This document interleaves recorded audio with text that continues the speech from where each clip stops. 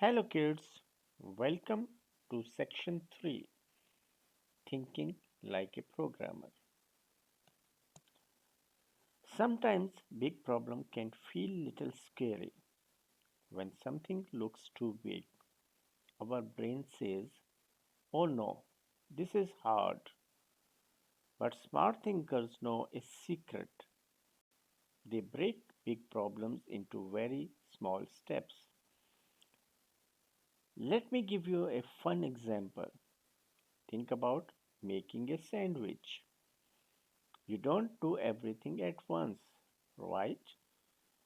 First, you get the bread, then you add the filling, and finally, you close the sandwich.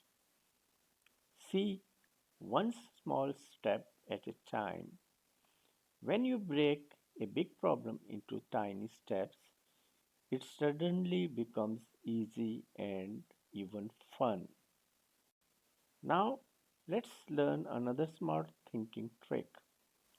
Every story has three parts: a start, a middle, and an end.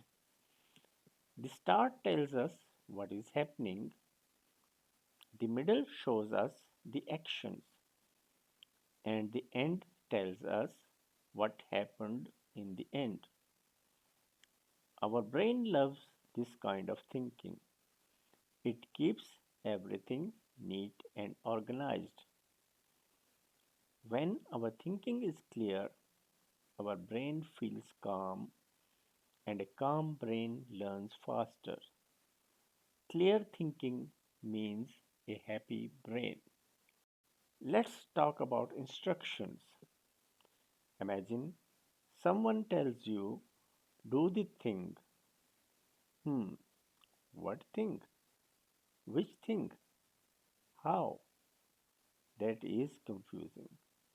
Now imagine somebody says, pick up the red ball and put it in the box. Ah, that's clear. Smart thinkers give clear instructions. They explain exactly what they want, step by step. Clear instructions help everyone succeed: people, computers, and even robots. Order is very important. Let's try a funny example. Can you wear your shoes before your socks? You can try, but it won't work very well. Things need to happen in the right order. When we do steps in the correct order, everything works smoothly. Smart thinkers always ask, what should happen first? What comes next? A right order leads to success. Let's have a demo. When we try to write a program for a computer or a robot, it has certain steps. Step one, 2, 3, 4, 5. So if it is in the right order, the robot would know what to do, when to do, what to do first, what to do second, what to do third. But imagine if I am just going to put it here like that, the robot would get confused. After step 2, it don't know where to go. It might go to step 3 or step 5. And when it goes to step 5, it does not know what to do next, how to go to step 3 or 4. So it gets confused and it will not give you exact results. Even though if I am going to put this one here like that, so you see when it is going to step 5, and after that, that is same like wearing shoes before socks. So if it is going to do something like that, step 5, so how it is going to do the step 3? So it has to be in a certain order. Now let's see an example. Here is our hero, Alan, or it can be Ryan as well. That is your name. That should be your name actually. And you know you have a robot friend.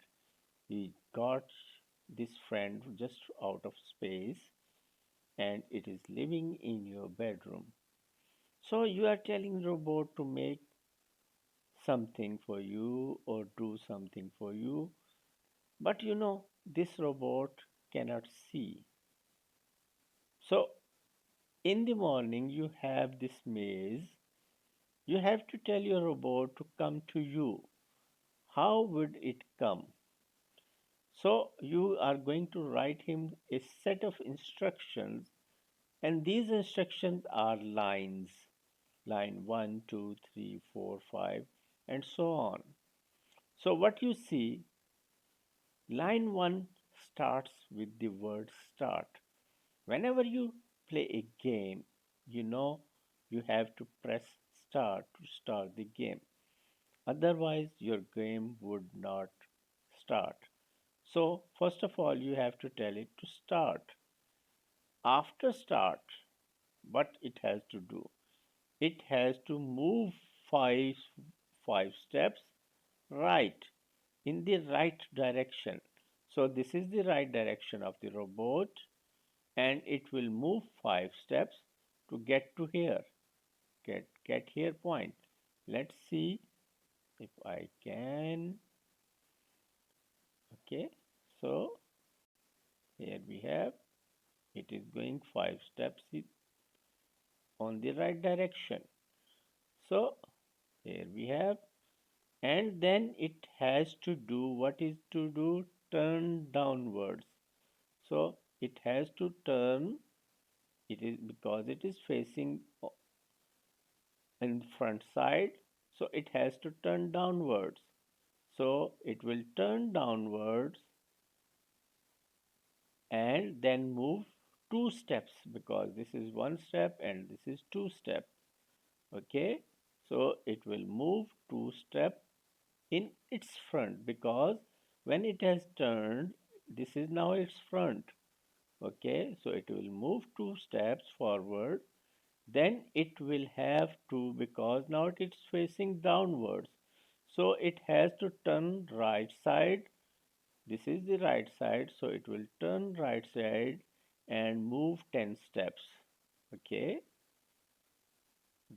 till here we have 10 steps. Okay, then again it has to turn where? Turn upward. This is upward, so after that it will turn upward and move how many steps? 1 and 2.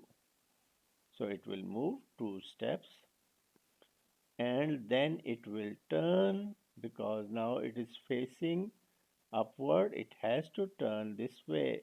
That is the rightward. And it will turn rightward and move another 5 steps and then turn downwards and so on. Right? So that's how we write a set of instruction for our robot, and it should be in the right order because if it is moving 5 steps right and then not turning downward, moving 2 steps, so it will not going this way, it will just move from here to here. And if it turns after that, it will face this wall. So you see, then robot will get stuck there because it cannot see. Now here is something very important to remember. Everyone makes mistake. Kids make mistakes, adult makes mistakes. Even teachers make mistakes. And guess what? Mistakes are not bad. Mistakes help our brain grow stronger. When something goes wrong, smart thinkers don't feel scared. They smile. fix it, and try again. Every mistake is a learning power, so don't be afraid of mistakes. They are helping you become smarter. So, when you are writing instructions, if you make small mistakes, you can always write them again. You can delete them, you can copy them, paste them, you can copy them and you can duplicate them as ever you can until you test them again and again until they are exactly giving you the results you want. That's all for today. See you in the next section. Bye bye now.